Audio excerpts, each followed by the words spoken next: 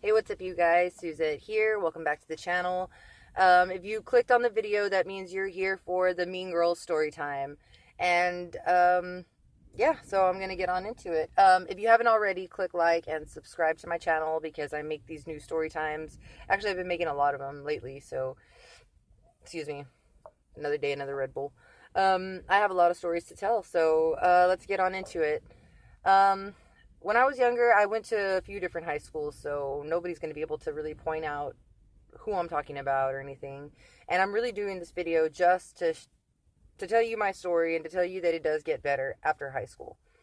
So we're going to keep all names anonymous, all people anonymous. So this one mean girl literally made me hate going to school every single day because she was that person who was literally waiting because my brother was that age too.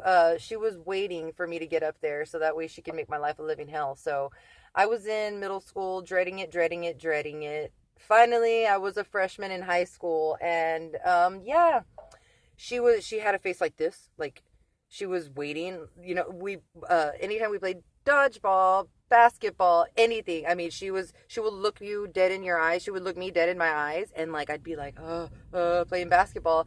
I wasn't a huge basketball person. I and she was, and she would look you dead in your eyes and like elbow you somewhere in your face, in your stomach, like I just to do it, or she'll stick out her leg and trip you.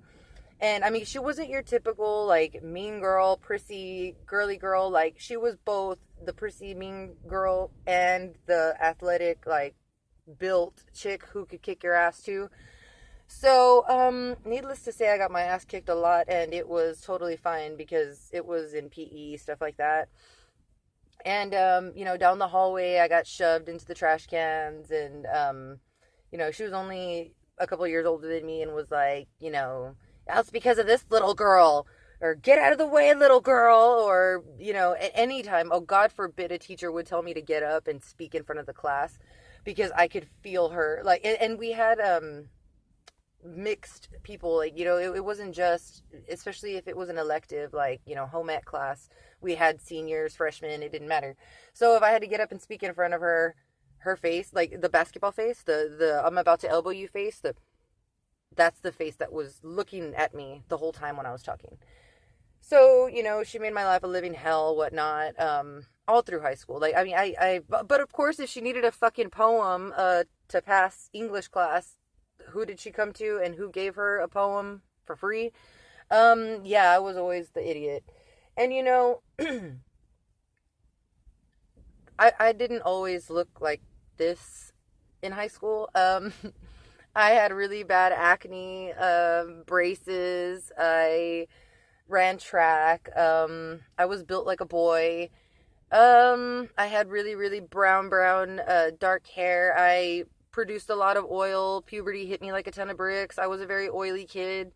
Yeah, so life was not very good to, like, the high school life wasn't very good to Suzette here. That's my first example. It does get better. But besides that, yeah, she always made me feel like horrible about the person that I was, and always made me feel like I wasn't good enough, or that I just always wished, every time I went home, I always wished that I was just different, that I wasn't me, that I was somebody else, somebody that maybe she liked, somebody that, why couldn't I have been one of the girls who had an older sister, that, went up there to high school and everybody was like, oh, we couldn't wait for you to come so we can all hang out. No, they couldn't wait for me to go so they could kick my ass. So, yeah, let's fast forward though, to later on. I had gone to a barbecue cook-off with my parents, and everybody was drinking beer, having a good old time, and I had seen a man there just to himself, very quiet, and I went up to him and I was like, hey, join the party, come and hang out, like he just had this sadness in his eyes, like in his face, and I don't know why, but I decided to just start talking to him. And I was already an adult at the time, drinking beer and stuff, so we got to talking and stuff, and it's just so crazy because this man, I don't have a good relationship with my father personally, but me and this man, we talked. I didn't. It wasn't like I didn't feel like he was trying to fuck me or anything. Even though he was a good looking older man. Not gonna lie. I just felt like we had a good conversation. Like a father daughter conversation. It was really weird. And by the end of the conversation, he told me, I have a daughter that's like about your age, and he's like, she's just very hard to talk to, and I just wish that she was as easy to talk to as you are, as caring, and as I don't know, just easy to talk to, and down to earth. And I was just like, well, my age, well, what's her name? He says her name.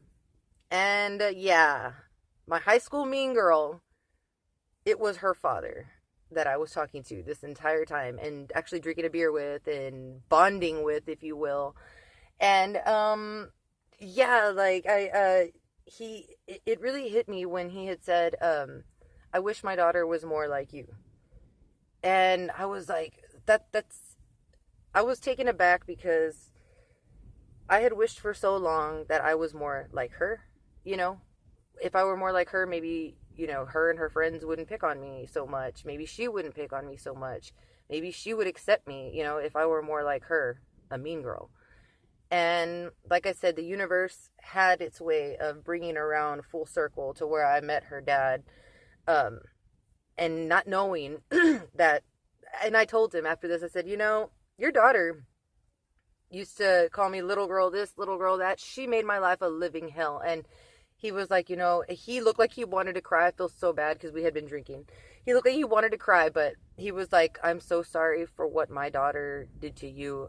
From the bottom of my heart. And he was very genuine, and I feel so bad, because I shouldn't even have told him about his daughter picking on me. But I really told him about how she made my life a living hell, how I didn't even want to go to school because of her. And it really broke his heart. He said, because, you've talked to me more than she has. Like, more in the past hour than she has in the past year. And so it really breaks my heart that she would make you feel this way. And I just thought, moral of the story is,